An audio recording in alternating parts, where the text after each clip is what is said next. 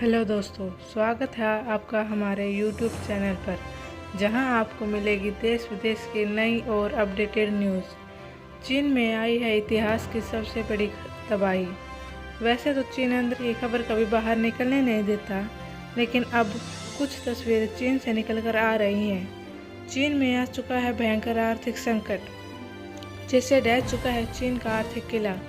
ये सभी चीज़ें उसी तरह से हो रही हैं जैसे कभी जापान में हुई थी। जापान 10 साल 1970 से 1980 में इकोनॉमी के मामले में बड़ी तेज़ी से आगे बढ़ा। जहाँ देखो वहीं पर मेड इन जापान देखने को मिलता था। भारत में भी छोटी से छोटी वस्तु से लेकर बड़ी गाड़ियों तक जापान का राज था। लेकिन फिर मुश्किल कहाँ आई, तो हम आपको बता दें, रियल एस्टेट का एक सेक्टर था। रियल एस्टेट यानी घर बनाने का सेक्टर, जिसमें जापान ने कभी ध्यान ही नहीं दिया। 1990 का समय, जब अचानक रियल एस्टेट बड़ी तेज़ी से गिरने लगता है, जिससे जापानी मार्केट को बड़े पैमाने पर नुकसान होता चला गया।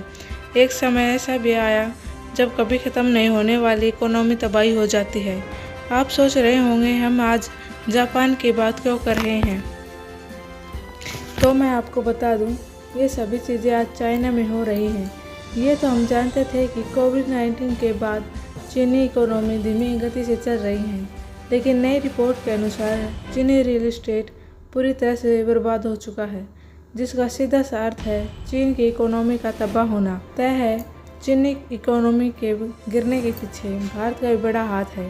भारत ने मेड इन इंडिया के तहत काम करना शुरू कर दिया। विदेशी कंपनियों को भी भारत में कंपनियां लगाने पर ऑफर देना शुरू कर दिया। जहां पूरी दुनिया खुल गई थी, वहीं चाइना में अभी तक कठोर लॉकडाउन लगा हुआ था, जिससे बड़ी बड़ी कंपनियों में भारी नुकसान होने लगा। छोटी कंपनियां तो हजारों की संख्या में बंद होने लगी। चीन की बेकार नीति और कठोर लॉकडाउन से कंपनियां चीन को छोड़कर ऐसे देश को देखने लगी जहां बड़ा मार्केट और अच्छी नीति हो सके, जिससे उनकी कंपनियों को किसी प्रकार की परेशानी ना हो। ऐसा मार्केट इन कंपनियों को मिला भारत, जहां छोटी सी सुई से लेकर बड़ी गाड़ियों तक की बड़ी डिमांड है। चीन से निकलने वाली प्रमुख कंपनी अमेरिका की एप्पल है, जिसने भारत में बड़े पैमाने में फ़ोन निर्माण का कार्य शुरू कर दिया। एप्पल के देखो देख अनेकों अन्य कंपनियां भी भारत सरकार से बात कर रही हैं। कुछ को तो परमिशन मिल भी चुकी है। ऐसा लगता है जैसे चीन में लॉकडाउन चीनी इकोनॉमी को तबाह करने या भारत के लिए चीनी मार्केट पर कब्जा करने का अवसर लेकर आया है। आपको क्या लगता है, चीन में लॉकडाउन कोविड से बचने के लिए लगाया गया था? नहीं, ऐसा कुछ नहीं है, बल्कि जिनपिंग ने लॉकडाउन तीसरी बार चीनी राष्ट्रपति बनने के लिए लगाया था, ताकि राष्ट्रपति बनने तक कोई परेशानी उत्पन्न न कर सके। चीन में लॉकडाउन तब जाकर खत्म हुआ जब चीनी जनता भारी विरोध प्रदर्शन करने लगी तथा सरकार से खाने के लिए रोटियां मांगने लगी। तब जाकर लॉकडाउन में गिरावट की गई। लॉकडाउन खोला भी जब गया जब जिनपिंग राष्ट्रपति पद की शपथ ले चुके थे। अब बात होने लगी इकोनॉमी को पटरी पर वापस कैसे लाएं। लॉकडाउन तो खुल गया है, लेकिन अचानक से इकोनॉमी पटरी पर आता नजर नहीं आ रहा। चाइना में इंपोर्ट में 217.7% की कमी आई है। अप्रैल में जो ग्रोथ हुई थी, मई महीने में अब वो गिरती हुई दिख रही है। और तो और चाइना का ट्रेड बुरी तरह से गिर रहा है।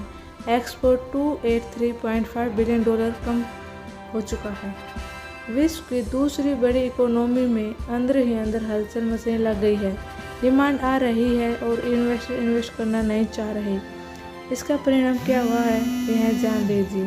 चीन के लोग भाग रहे हैं मंदिरों की तरफ, जिसमें बड़ी संख्या में चीनी युवा हैं। ये मंदिर क्यों भाग रहे हैं, तो हम आपको बता दें, चीन के लोग चाहते हैं अब भगवान उनकी मदद करें। इनका काम छिन गया है, बेरोजगारी बढ़ चुकी है, जिसके कारण चीनी लोग भगवान से विनती करने पहुंच रहे हैं मंदिर। बीजिंग का एक मंदिर है योंगो मंदिर, जहां मार्च अप्रैल महीने की तुलना में लोगों की भीड़ 55% ज़्यादा आ रही है, जिसे आप अंदाज़ा लगा ही सकते हैं अब चीन की हालत क्या हो चुकी है। चीन में 25% बेरोजगारी बढ़ चुकी है। इसी के बीच चीन ने एक और कोशिश की।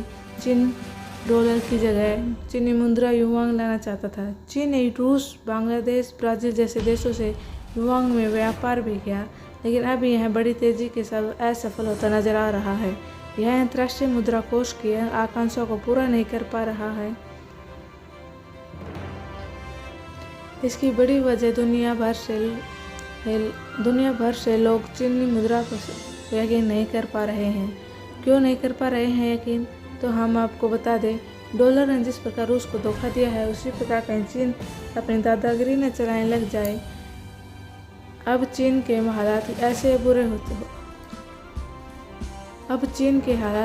चल रहे हैं। वहाँ की फैक्ट्रियों पर स्ट्राइक चल रही है। बड़ी बड़ी कंपनियां चाइना से भाग रही हैं। जो देश उद्योग क्षेत्र में इतना विकसित था, उद्योग क्षेत्र ने चीन को दूसरी सबसे बड़ी इकोनॉमी बना दिया। उसी उद्योग क्षेत्र से कंपनियां भाग रही हैं। इस पर आपकी क्या राय है? क्या चीन खुद को संभाल पाएगा या चीन में भी पाकिस्तान वाले हालात हो जाएंगे? अपनी राय कमेंट सेक्शन में ज़रूर बताएं। धन्यवाद।